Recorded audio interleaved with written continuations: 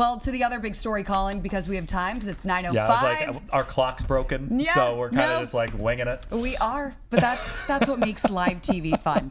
Okay, so Columbus City Schools. Yeah. This was looming. We all were waiting for it, but the district announced that they're cutting nearly 300 staffing positions across the district. And this is as the district works and continues to battle their budget shortfalls. Right. And, in all, 299 positions.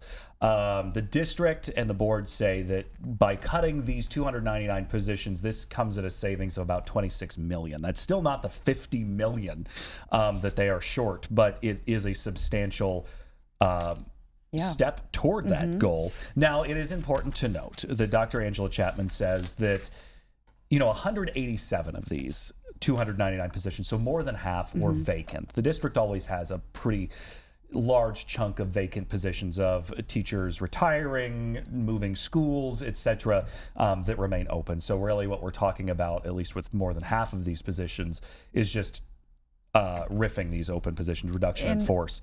A lot of them were substitutes, right? Substitute positions? Can you explain that? Yeah, I will. Okay. So the folks who are getting cut, when we're talking about, the remaining, 111, 112-ish positions that are open, a good chunk of those are building substitutes. We're talking, so in Columbus City Schools, and a lot of districts now do this, more city districts, they have substitutes that just work in the building as a full-time employee because they can always count on somebody being out. So that person is just a full-time substitute. They cover these classes. Those people, those are not open jobs. Those are people who are losing their jobs. And we know that they're the people that are losing their jobs, they're asking them to reapply, but they may not get health insurance and they would have a pay cut. Right. So not all of the vacant positions that were being cut are being cut. Well, not all of the vacant positions are being cut. There's a handful of them that are out there, and whether that be teachers, substitutes, etc., who are on this cut list have been, basically been given, hey, here are these other positions, but the folks that we've talked to are saying that, well, they don't pay what they do. Maybe they're part-time, so you're not getting benefits, etc. So we did talk to one of these building substitutes, Kim Mop, and she's been in the district for years now. And she kind of explains how impactful this is going to be in a district the size of Columbus. They are cutting over 100 substitutes and keeping 25 building subs for a district of 113 buildings.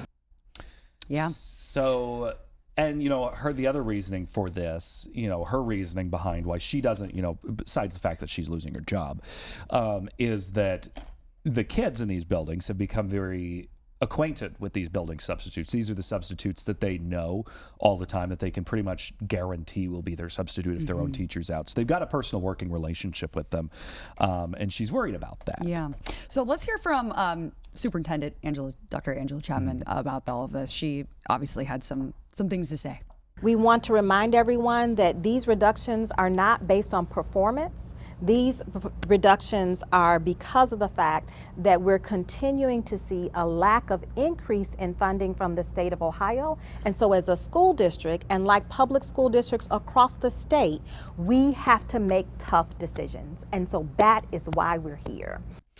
And we know that Columbus City Schools has been in this, basically dire financial straits for a while now. And with the state budget passed last year that changed how much goes to schools, it affected urban school districts a lot more than rural school districts. Everybody saw some sort of decrease in state funding.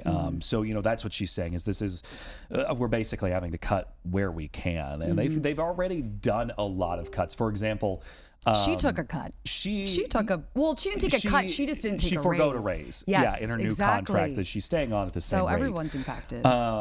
But, we've changed transportation. Students who are, we had this discussion yesterday about open enrollment in school districts.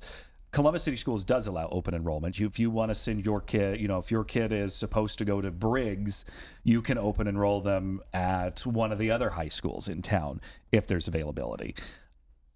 the transportation change to that is, well, if you're going to open enroll your kid, we're not transporting them. Right. You need to figure that out.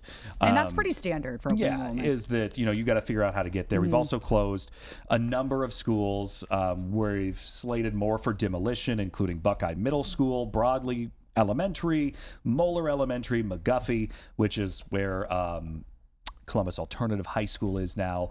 The district is cutting and shuffling a lot to try and balance the budget, and they're still warning that if they don't get this figured out, they're out of money by the end of the decade. Yeah. Ugh. They're working hard to figure it out, though. Yeah. And for the folks who are losing their jobs, who will not stay on with the district, Human Resources at Columbus City Schools, along with Ohio Jobs and Family Services, they're trying to figure out where can we place these people? How can we, bridge that gap between basically being unemployed? Yeah. Yeah. And this is also following cutting 62 positions earlier in the year. Back in February, we cut a bunch of admin positions. A lot of those also were vacant at the time, but, we're cutting 62 positions. That came at a cost savings of about $7 million. And yeah, this is saving a lot more than that, Yeah, too. yeah. So it all is adding up.